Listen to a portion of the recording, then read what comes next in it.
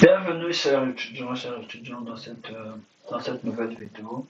Donc nous allons continuer sur l'algèbre linéaire. La dernière fois nous avons vu comment déterminer l'expression analytique lors d'un exercice sur l'algèbre linéaire. Ici maintenant, ça sera plutôt un cours démonstratif. Je ne sais pas si je peux le dire ainsi, mais un cours démonstratif. Donc, on va voir dans cette vidéo à quel moment parle-t-on de la symétrie vectorielle et de la projection vectorielle. Parce que c'est des questions que tu rencontreras souvent. Donc, on commence par la projection vectorielle. La projection vectorielle, on dirait que F est une projection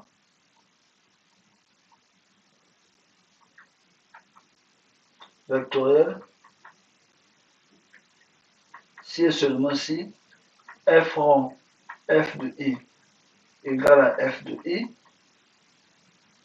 et F rond F de J égale à F de J. Où X second égale à X prime, Y second égale à Y prime. Donc voilà. Donc il y a deux conditions pour démontrer que F est une projection vectorielle. Donc la première condition, c'est de calculer le F rond F. Nous, ce qu'on appelle ça comme ça, quand on est en terminale, le F rond F de I. Si ça te donne F de I, si à la fin tu retrouves F de I, ça veut dire que c'est une projection vectorielle. Si à la fin, ça ne te donne pas f de i, bah, ça veut dire que ce n'est pas une projection vectorielle. Par exemple, je vais calculer f1 f de i. On va voir. f1 f de i égale à quoi? F facteur de f de i. Ce qui implique f facteur de f de i, ça me donne quoi? Je mets les crochets.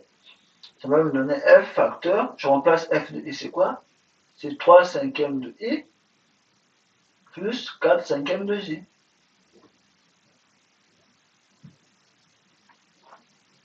Voilà, non?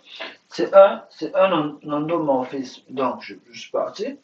Donc, ça me donnait quoi? Ça, on avait vu ça lors de la précédente vidéo. Je crois une des vidéos. Genre, ça me donnait quoi? 3 sur 5 de i plus f de 4 sur 5 de j. Je sais l'un d'eux. Donc, ce qui va me donner f crochet de f de i, ça va me donner 3 cinquièmes de f de i plus 4 cinquièmes de f de j.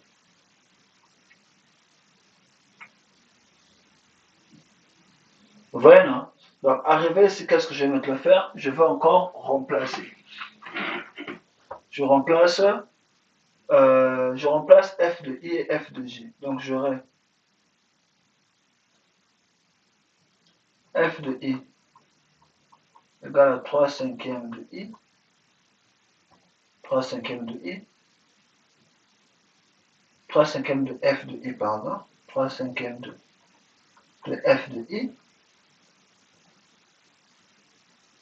plus 4 cinquièmes de f de j. Ok. Donc, je remplace f de i, f1f, pardon. Nous, c'est le f1f de i qu'on calcule. Ça sera égal à 3 cinquièmes. F de i, c'est 3 cinquièmes de i plus 4 cinquièmes de j. Plus 4 cinquièmes de f de j. F de j, c'est quoi? F de j, c'est 4 cinquièmes de i moins 3 cinquièmes de j. 3 cinquièmes de i moins 4 cinquièmes de j. C'est bien ça, j'espère. 4 cinquièmes de i moins 3 cinquièmes. 4 cinquièmes, c'est 4 cinquièmes. 4 cinquièmes de i moins 3 cinquièmes de j. Ici, c'est 3. Ok, ça donne moins 4 cinquièmes de i moins 3 cinquièmes de j. Je continue. F rond f de i, ça me donne quoi? Ça me donne 9 sur 25i. Genre, je multiplie le numérateur entre eux et le dénominateur entre eux aussi. Plus 3 fois 4, 12. 5 fois 5, 25J. Plus 4 fois 4, 16. 5 fois 5, 25. Moins 4 fois 3, 12. 5 fois 5, 25J. Donc j'ai f fois f de i. Je regroupe les termes en i. 9, 25 de i plus 16, 25 de i. Plus 12, 25 de j. Moins 12, 25 de j. Ça se simplifie. Donc f rend f de i. Ça me donne dénominateur commun 25 sur 25. Dénominateur commun 25, 9 plus 16, 25. Ce qui implique f rond f de i, ça va me donner i. Ça se simplifie. Vous voyez. Or, on a dit tout à l'heure que pour que f soit une projection,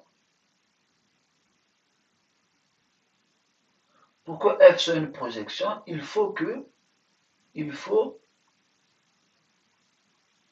f rond f de i me donne f de i.